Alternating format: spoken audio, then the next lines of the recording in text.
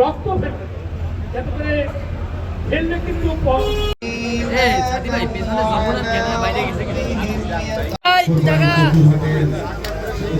ভাই একটু জায়গা দিবে।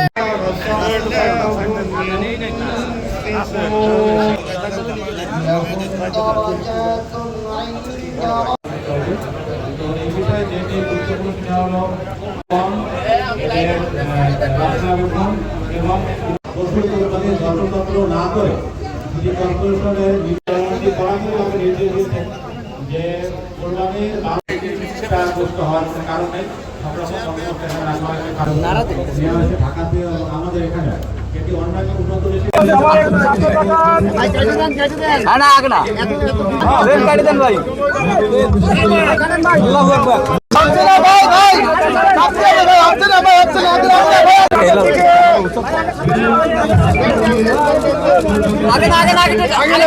এবং ব্যাংকিং ব্যবস্থা, স্বাস্থ্যসেবা এবং গরু যারা নিয়ে আসবেন সে গরু যেন ঝুঁকিমুক্ত থাকেন এবং যেন কেউ যেন মেডিসিন প্রয়োগ করতে না পারেন এখানে, সেই জন্য আমাদের ডাক্তাররা থাকবে। এবং খুলনা শহরে বর্জ্য ব্যবস্থাপনা একটা মূল চ্যালেঞ্জ। আমরা দুপুর থেকে শুরু করে রাত পর্যন্ত এই বর্জ্য ব্যবস্থা করবো, রাত 10টা শেষ করবো আমরা।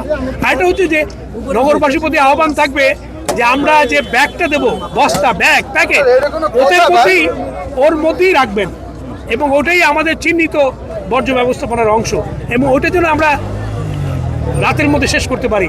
প্রত্যেকের বাড়ির সামনে রেখে দেবেন এবং আমরা নির্ধারণ করে দিয়েছি 140টা জায়গায় এটি হবে, গরু কুরবানি হবে, পশু কুরবানি হবে, সেইখানেই তারা রাখবেন এবং আমরা ব্যানার ঝুলিয়ে দেব।